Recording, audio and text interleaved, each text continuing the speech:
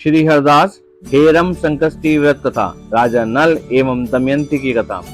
देवी पार्वती ने भगवान गणेश से प्रश्न किया कि हे पुत्र, भाद्रपद माह की कृष्ण चतुर्थी को संकट नाशक चतुर्थी कहा गया है।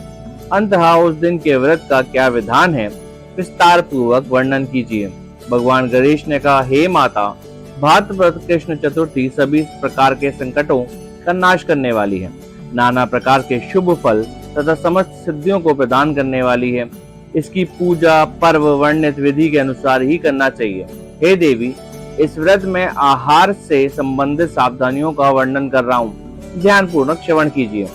भगवान श्री कृष्ण कहते हैं, हे युधिष्ठिर, अपने प्रिय पुत्र के वचनों को सुनकर माता पार्वती ने कहा, इस व्रत में जो विशेष प्रकार का आहार एवं पूजन किया जाता है उसे विस्तार पूर्वक कहें। भगवान गणेश बोले, इस दिन गुरु द्वारा वर्णित पद्धति से श्रद्धा पूर्वक पूजा अर्चन करें। 12 माह में भिन्न भिन्न नामों से गणेश जी का पूजन करना चाहिए। द्विजप्रिय, एक दंत, कृष्ण पिंगल, गजानन, लंबोदर, बालचंद्र, हेरम्ब, विकट, वक्रतुंड, अखुरथ, विग्रराज और गणाधिप, ये भगवान गणेश के 12 नाम हैं। उपासक को उक्त 12 नामों से भगवान गणेश का पूजन करना चाहिए। भिन्न भिन्न माहों में एक एक नाम से पूजा करें। चतुर्थी के दिन नित्य कर्मों से निवृत्त होकर व्रत का संकल्प लेना चाहिए। तदुपरांत रात्रि काल में पूजन एवं कथा का श्रवण करना चाहिए। प्राचीन काल में एक धर्मात्मा एवं प्रतापी राजा थे जिनका नाम नल था। उनकी रानी अत्यंत रूपवती थी जिनका नाम दमयंती था। कालांतर में किसी कारणवश राजा को श्राप के कारण राज्य से विमुख होना पड़ा था तथा रानी से वियोग भी सहना पड़ा था। राजा को पुण्य राज्य प्राप्ति की कामना से रानी ने यह सर्वश्रेष्ठ व्रत किया था।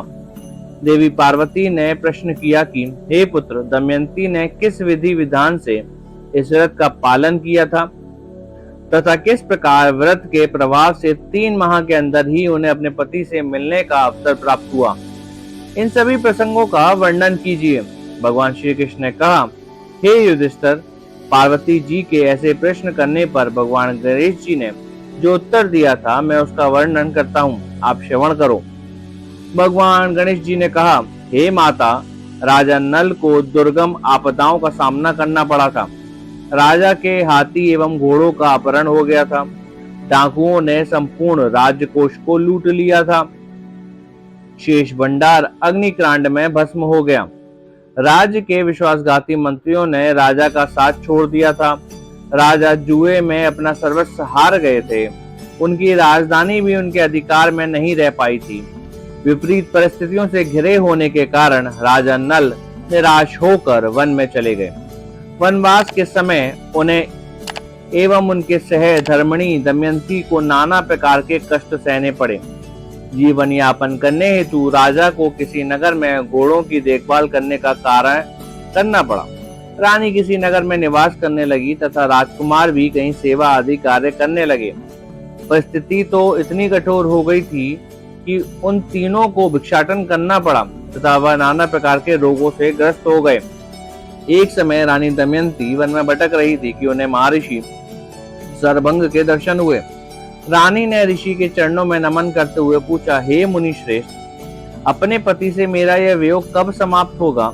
मुझे मेरा राज्य एवं वैभव पुण्य कैसे प्राप्त होगा?